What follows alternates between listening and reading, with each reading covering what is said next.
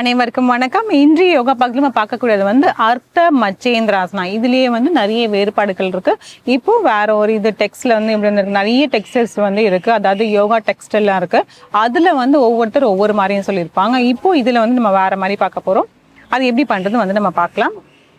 கால்களை நல்லாவே நீட்டிட்டு தளர்த்திக்கலாம்.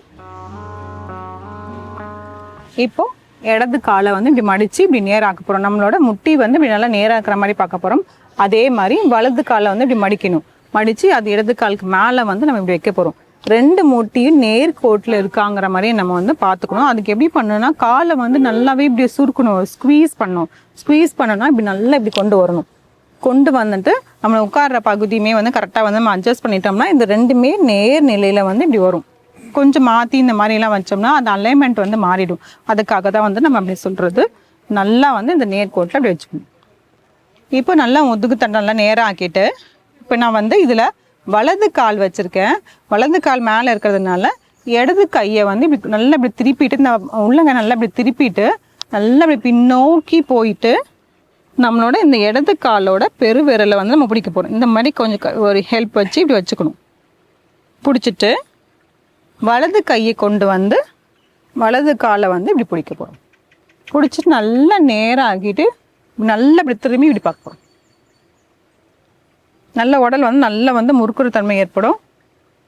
சில வினாடிகள் 1 2 3 4 5 6 7 8 9 10 தளர்த்திக்கலாம். இதில் காலை இங்கேயும் பிடிக்கலாம். அப்படி இல்லைன்னா பெருவரலையும் பிடிக்கலாம்.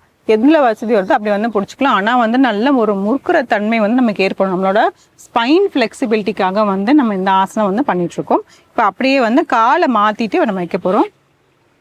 மேலே இந்த கால் கீழே, கீழே இந்த கால் மேலே.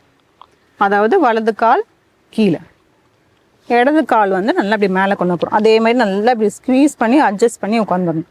கரெக்டாக இந்த ரெண்டு முட்டியும் நேர் நிலையில் வரும். இப்போது நான் இடது கால் மேலே இருக்குது. ஸோ வலது கையை நல்லா அப்படி கொண்டு போயிட்டு இந்த காலை பிடிக்கிறோம். இடது கையை வச்சு இடது காலை பிடிச்சிடுறேன். பிடிச்சிட்டு முதுகு தண்டை நல்லா நேராக்கிட்டு இப்படி திருப்ப போகிறோம்.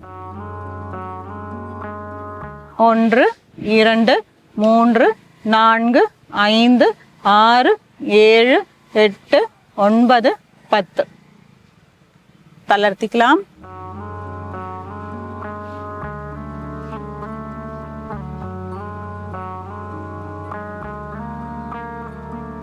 இப்போ இந்த மாதிரி அந்த கால் விரலை பிடிக்க முடியலன்னா பரவாயில்ல. ஆக்சுவல் போஸ் இது. ஆனால் கையை மட்டும் நல்லா கொண்டு போய் நல்லா இப்படி கொண்டு வந்துட்டு நல்ல உடலை முறுக்கிற தன்மை மாதிரி பண்ணணும். பிடிக்க முடியலனாலும் நமக்கு பரவாயில்ல. பட் நம்ம ப்ராக்டிஸ் பண்ணவே நமக்கு எல்லாமே வந்துடும். இந்த ஆசனம் வச்சு செஞ்சு பாருங்கள். மீண்டும் அடுத்த பகுதியில் சந்திக்கலாம்.